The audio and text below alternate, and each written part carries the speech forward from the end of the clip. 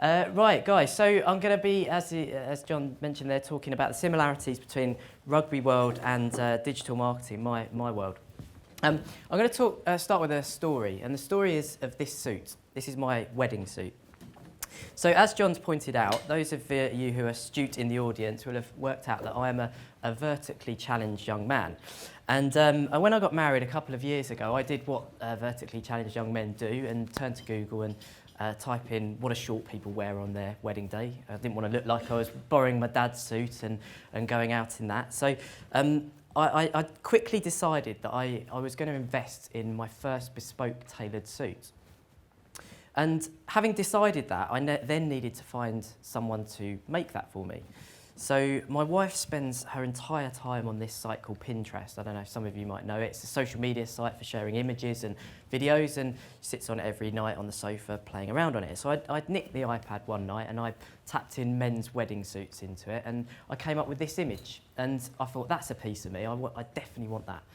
But I didn't know much about wedding suits or how to deal with this. So the way that Pinterest works, you click on the image and it takes you back to the original source website that it comes from. And in this instance, this came from a Savile Row tailor. So I quickly cut that out because budgets weren't quite there. But I at least knew the suit that I wanted. All I needed to do now was find out someone to make it for me. So then I turned to my friend Google and I typed in, once again, something like tailors in Exeter, tailors in Devon, and see if I could find a tailor. And to be honest, I couldn't really. So I was then getting probably, I don't know, 3 months before the wedding and starting to get a little bit shifty about this. So what's going to happen? I know what I want. I know the suit I want. I just don't know where to get it made. So I then turned to my social media presence or sites and I put the simple question out on LinkedIn, Facebook and Twitter, and it was something along the lines of, can anyone recommend a good tailor to make my wedding suit? Anyway, over the next couple of weeks, I must have had 20 people write to me saying, you should use this person, you should use that person. But one person stood out in particular, and some of you probably will know him, a shrinking violet by the name of Ian Dunstan. He wrote to me on Twitter a direct message, and he said, forget what anyone else says, just use this guy. And he took a picture of his wardrobe, and it had like 10 suits in it. And he said, I've had all my suits made by this guy. It's a guy called Dress to Kill. They're based up in Waterloo. They make all the suits for some of the rugby boys up here, and as you've got a similar physique to them, you know, you might want to try them out. So I thought, thanks, Ian. And anyway, cut a long story short, I ended up having my suit made by Dress to Kill, and really happy. And I've had a couple done since then, and so on. And I tell you that story for two reasons, really. One is that I think it demonstrates the world we live in today, which is, in my world, the digital marketing world, because there was a lot of digital touch points there. Me typing into Google about short people, there was the tailors in Exeter, tailors in Devon, the purchasing phrases, there was Pinterest as a social site, there was me putting it out on all my other digital websites as well. And I think if you consider the way that you guys buy stuff these days, you'll probably empathise with some of those in your own buyer decisions. So digital marketing for me is a very, very important thing, and I think for you guys in your businesses should be too, because if you want to get in front of those people, then you need to be good at that element. But the other one, the other reason, and it's a slightly tenuous link, I'll give you that, is the fact that this was my first link between digital marketing and rugby with the Dress to Kill guys. So how am I going to tie the world of rugby and my world, digital marketing, together? Well, for me, I think it starts before we even get on the pitch. And the first thing I did was I went and looked up rugby's core values. And rugby has 5 core values, which you can find on the England Rugby site. And I'm just going to run through them very quickly now. So the first one is teamwork. Now, teamwork clearly in any kind of team sport or any sport really is fairly obvious. You know, it's all about people working together for a common goal. And when I started to think about it, I really thought that what you've got in rugby especially is you've got specialists in certain areas who are particularly good at what they do. Finely tuned, well-oiled machines. And And then I thought, actually, that's quite similar to my world as well, in that I've got specialists. So here's Ben, he's worked for 6 or 7 years in the search world. Here's Lisa, she's worked in the video marketing world. And once again, those guys have to come together for a common goal, i.e. the client's goals. So a similarity there. The next one is respect. So clearly, rugby players obviously respect each other. And you see that week in, week out on the pitch here. But again, in my world, the guys respect each other enormously. I've got Thomas here, who's worked for me for a few years. He's worked in search for about 10 years now, which is a long time in the search engine world. He's worked on massive brands, HSBC, Oxfam, people like that. And the guys respect that knowledge and draw down on it all the time, day in, day out, working with each other for clients' common goals. So again, a similarity there. The next one is discipline. Clearly, discipline, again, fairly obvious in terms of the rugby world. But in my world, again, these individual experts are often left to their own devices. I don't come in and set what they should do day in, day out. They're left to do what they need to do in order to get to the client's goals. And that takes discipline. Again, I'm not time tracking them. I'm not doing anything like that. I'm asking them to do the best job for the client and make sure we reach those objectives. But to be honest with you, the way that they do that is pretty much up to them. And that takes discipline. Enjoyment. You've only got to come up here on a Saturday afternoon and see just how much the guys on the pitch really enjoy what they do. And again, for me, there's a similarity or a parallel with my world there. My business is is full of quite a young group of people, so I have to spend an awful lot of time making sure that the workplace is as enjoyable as possible. So we've got a pool table and a table tennis table has just come in. That's the new recruit.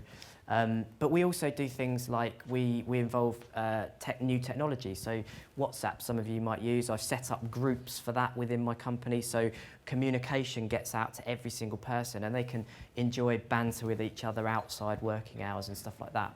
But really, it's all about one thing for me, and that's enjoying being at work.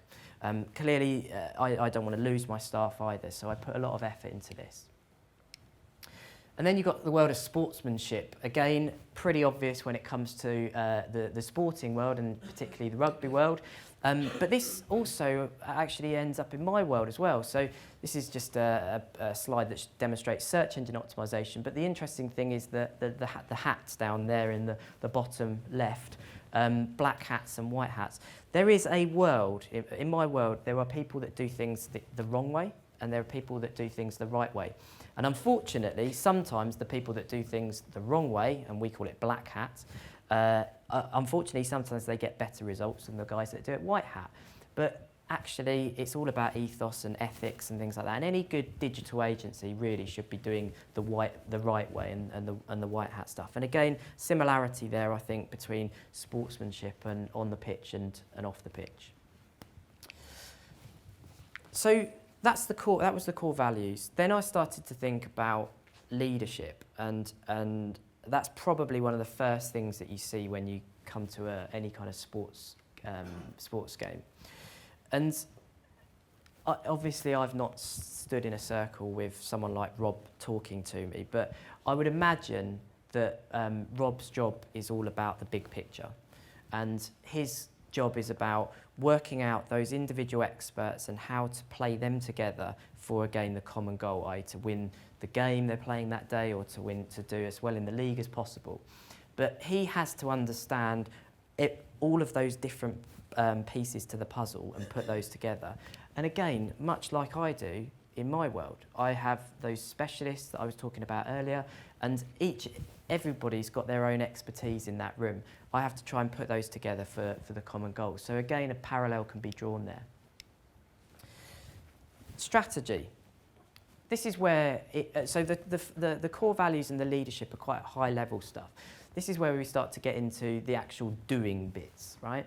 So strategy, again, I'm guessing here or musing, but that Rob will be setting the strategy out for each individual game and for the season, and actually probably beyond that into the next 5 years. I particularly like this phrase. I think it's very apt that in my world, I see far too many businesses just jumping into areas of digital marketing because somebody else is doing it or they think it's the right thing to do. Social media is a classic. You know, everyone thinks they should be doing Facebook or Twitter or whatever it is, but don't actually think about why. And they end up wasting a lot of time. So for me, digital marketing has to start with a strategy. And I think if there's one takeaway from this, it really should be, if you haven't done that in your businesses, you really should just go back today and write this down on a piece of paper. It doesn't need to be some convoluted, long document about everything that you do, but who are your audience? Where do they hang out online? What are you going to do to try and attract those people? Very simple. You can put that on a single piece of paper.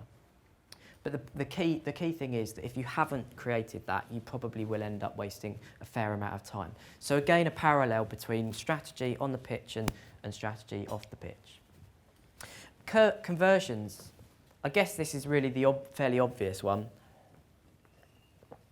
So in rugby, clearly, conversions after a try, the end goal, you know, this is what they're all trying to achieve. In my world, we have something called goals. So I guess if this was a football talk, it would have been a bit easier. But this is what we look at in our world. We track goals for clients. So, and again, these are things, hopefully you can take some of these things away for your own business. And if you're not doing this stuff, you should be. This is just taken from an analytics package. A goal is effectively something that has been completed on a website. So it might be an inquiry form being filled out. It could be someone picking up the phone to ring you. It could be anything. But if you're not tracking that stuff, how do you know whether the things that you're doing to get people to your website are even working? Right? So conversions and goals, i.e. the end game, really do have a parallel there as well. Research and planning. So my guess is that before every game, probably for a long time before every game, the coaches, the Robs, Ali, people like that, will be spending a lot of time researching the competition, the way that, even the weather probably has a big effect. But the point is that they'll be spending an awful lot of time in the run-up. We see the time on the pitch that day, but there will be hours and hours of work going into it beforehand. And again, that's a huge area for us. When new clients come to us, everyone's got individual nuances to their business. Everyone has different objectives and different goals. A couple of logos here of some of our clients. You know, if you're working with a recruitment agency, the requirements of those compared to a veterinary supply company are very different compared to a demolition company and a telemetrics company. You know, these are all extremely different businesses, and you guys will all have very, very different needs in your businesses as well. And that's why that strategy bit is so important. The research part of it is really about looking into where are you now, where do you need to get to, and where's the gap that you need to fill in the middle. Competition. So while somebody like Rob will be working out how to counter the Northampton Saints Mall, for example, we are, and you guys should be, looking at your competitors and what they're doing online and working out where they're having success and perhaps where their gaps are as well and where you could take advantage of those. Again, if you're not doing that, perhaps you're missing opportunities. But again, for me, it was a parallel that I could draw between the two areas. Training and development. So clearly, with any sports team, if you don't train, it's going to be a disaster, isn't it? That's fairly obvious, I'd say. But in my world, which some of you, if you've lived or breathed the digital world at all, you'll know just how fast it moves. You know, what I was telling clients 6 months ago to do with their businesses is probably out of date already. It's moving that quickly. So we have to invest quite a lot of time and effort in making sure that our team, our staff are trained as in the latest developments possible. It's just a few people we send those guys on courses and stuff like that. But again, a parallel between those two worlds, which I think is fairly unique and quite interesting. This for me is, I think, the one that rings true and was probably the easiest one for me to put up here. Post-game analysis. So I've been to a number of talks here by, Ali and people like that, the other coaches. And the thing that stands out time and time again and fascinates me is the amount of analysis that goes on in these games. It's incredible. I'm sure some of you have been to the same talks, but they seem to track every single thing, passes, meters covered, breakdowns, mauls, whatever it might be. I guess with a view to optimising the success of every single player and the team as a whole. And I was lucky enough as a couple of seasons to sit literally a couple of seats down from these guys on the left-hand side, and it always fascinated me with the laptops open and them looking at the videos and everything that was going on there.